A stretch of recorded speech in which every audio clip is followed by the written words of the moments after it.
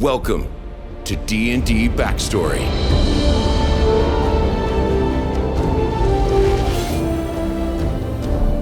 This is the origin of Chadwick Wicca Brosnan VIII, Aasimar monk.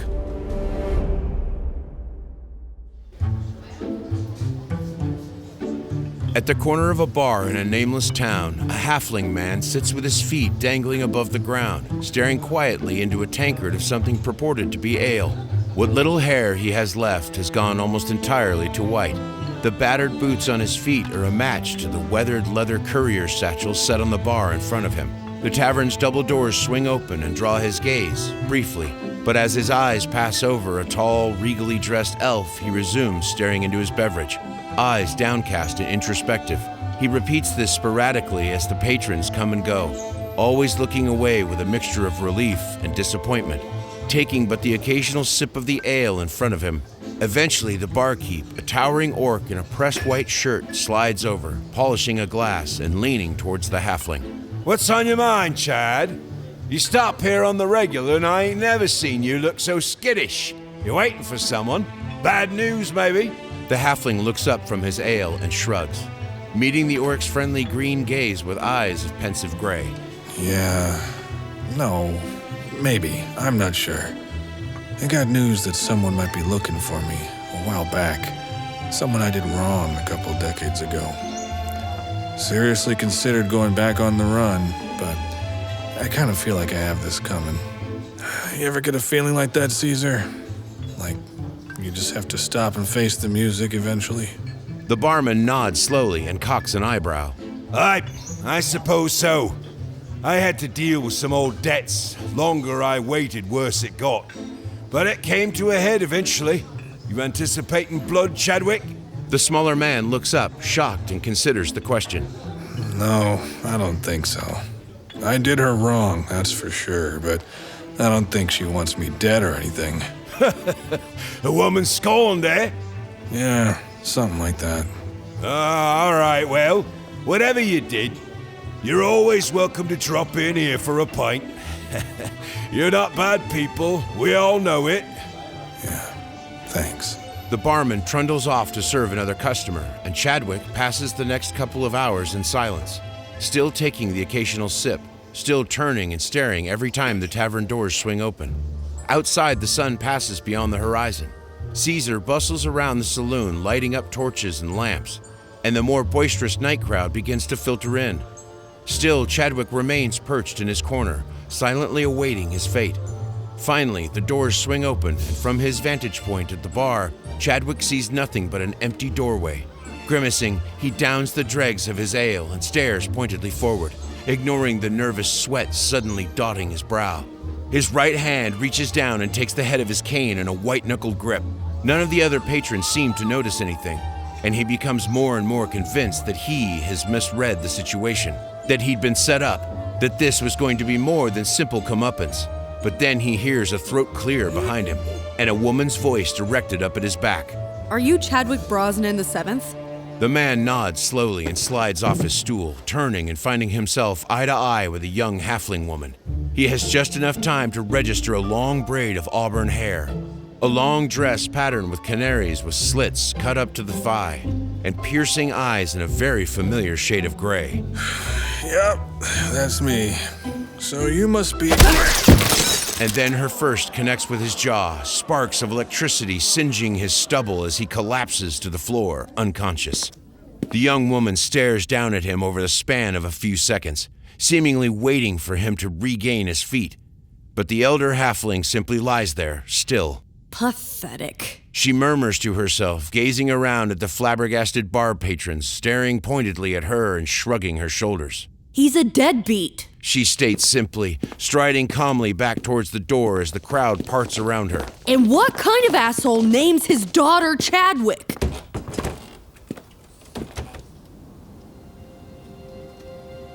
Hours later, the young woman is seated on an outcropping of rock overlooking the town, sitting with her knees pulled to her chest and gazing upwards at the stars. She hears the approaching footsteps from a mile away, but does not turn to look as the elder Chadwick makes his slow approach to her perch. A tankard in each hand and a pained expression on his face, He pauses about 10 paces out, shifting his weight back and forth and maintaining an awkward silence. The young woman sighs heavily and jerks her head to the right. You can sit. Although I won't promise not to hit you again. As she reaches back to brush a strand of hair from her face, he notices energy once again dancing across her knuckles. Electric sparks and pale burning flames. He approaches with some trepidation, but takes a seat next to her, wordlessly staring down at his feet and holding the left-hand tankard out.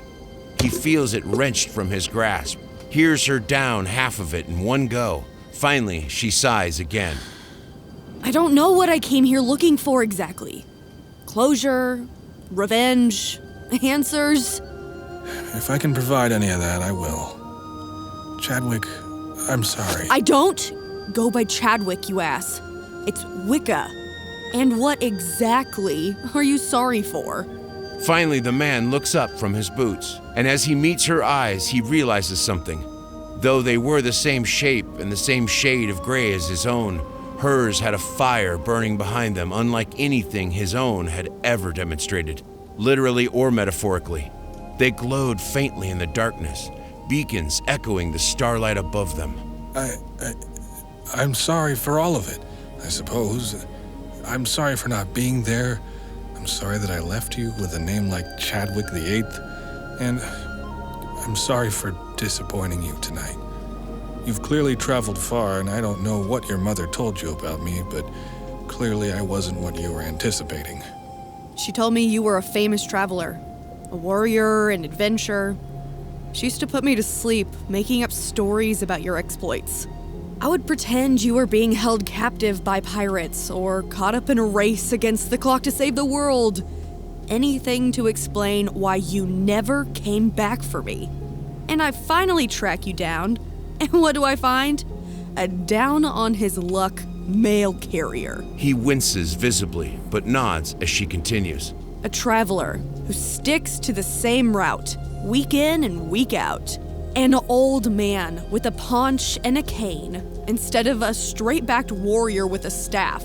Was everything she told me about you a lie? It takes all his effort not to choke on his words, but he forces a reply from his lips. Don't blame her, okay? Blame me. 30 years ago, I was a warrior for hire. Although I had a bad habit of talking myself up and exaggerating some of my exploits, and I was afraid and ashamed. That's what's dragged me down all these years. I told myself that you were better off without me, both of you. My wife and I spent decades trying for a baby before she left me. I was so sure that the Brosnan line was doomed to end with me, and when I got your mother's letter, I didn't let myself believe it. It didn't seem possible. You slept with the high priestess of a fertility goddess, Chadwick. Under that goddess's own altar. You truly expect me to believe that you never once thought your prayer might be answered? I was too depressed to consider the possibility, Wicca. My life was in shambles. I'd been forced into early retirement. I really thought I was cursed. When I told your mom to name our kid Chadwick, I was being flippant and cynical. I had truly accepted my position in life. The woman nods again and considers his words. Her father gives her the time to think and concentrates his energy on keeping his composure and holding back his tears. The minutes stretched out, and he had just accepted that she had nothing more to tell him when she spoke once again. Prove it. What? Prove it. Show me you used to be a fighter with a spine. Prove to me that the stories weren't just that. Prove it to me. She rises swiftly to her feet, bouncing up and down slightly. He pushes himself backwards and slowly rises, gripping his cane and eyeing his daughter warily. You want to fight me? No, I want you to fight me. The air around her begins to crackle faintly, the silver-white illumination behind her eyes glowing more intensely. He begins to speak up, to protest this course of action, but as their eyes meet once again, he silences himself, contenting himself to a nod and taking up a fighting stance. For her part, the young woman drops into a deep crouch, the slits in the legs of her dress allowing her to stretch her forward leg nearly parallel to the rocky terrain. He waits for a beat, 2, and then lashes out suddenly with his cane, attempting to strike her across the neck.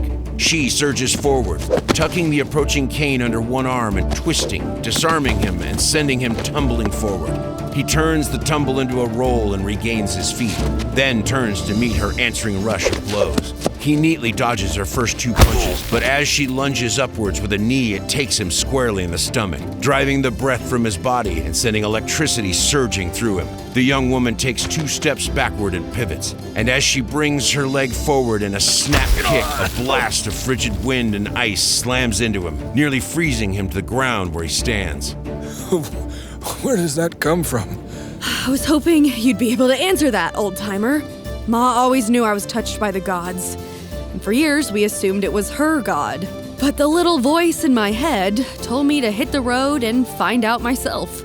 And I ended up at the small temple of the Platinum Dragon. The monks there taught me some very neat tricks, like this one.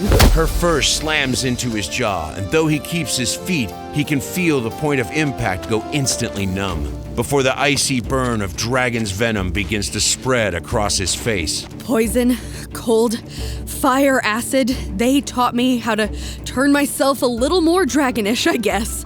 And they taught me about the voice in my dreams. They're convinced that I'm chosen by Bahamut, or at least one of his lieutenants.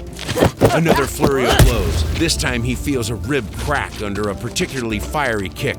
Feels a spray of acid across his face as his nose is broken by an elbow. Still, the old warrior rises back to his feet, awaiting the next blow, looking for an opportunity to get a good punch in, but knowing that his wayward daughter had him thoroughly beaten. He weathers blow after blow, strike after strike, as the glowing aura around her grows intense to the point of burning the air. After minutes of blocks and parries, he ducks out of the way of one final punch, and as her fist smashes a hole through the stone, she throws her head back and roars in pain and anger, expelling a cone of silvery flame 15 feet into the night sky. He braces himself for another blow, but it does not come. Wicca closes her eyes and begins breathing deliberately, dimming the burning aura surrounding her. When she finally opens her eyes again, they are once more recognizable as mirrors of his own. And as she lets out the final sigh, she reaches out gently, placing a hand on his shoulder.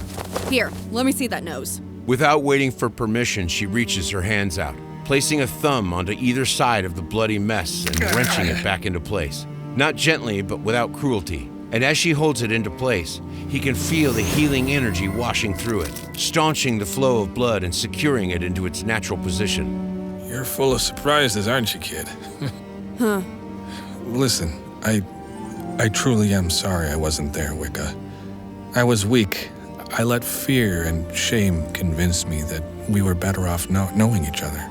She nods and then slowly reaches out and grasps his shoulder. Apology accepted, Chadwick. I'm just happy to know that you still have a little fire in you. Not nearly as much as you, clearly. Yeah, you're not that bad, old man. A couple of times towards the end, I thought you might actually land a solid blow on me. He laughs, and as she joins him, he feels the weight lifted off his heart, one that had been dragging him down for almost 3 decades.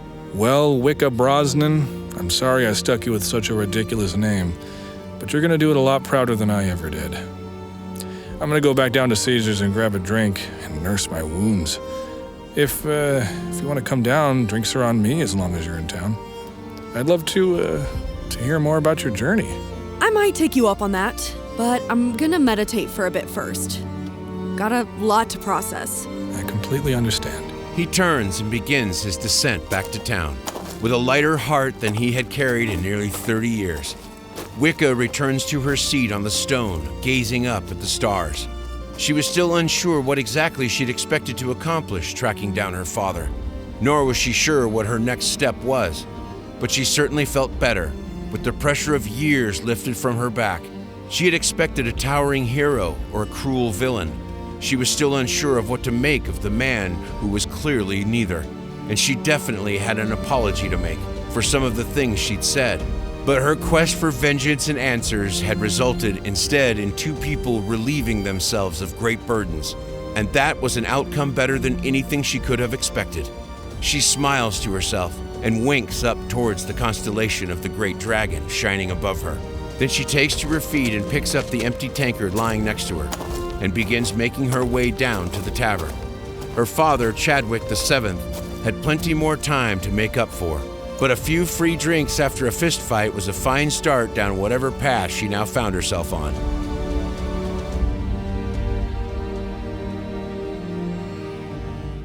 Thanks for watching, everyone. If you'd like to see more from us, there are links to all of our character backstories, as well as all of our custom character sheets and breakdown videos in the description below. Make sure to like this video and subscribe so you can stay up to date on all of our released characters and some new upcoming content. If you'd like to support us further, a link to our Patreon can also be found in the description below.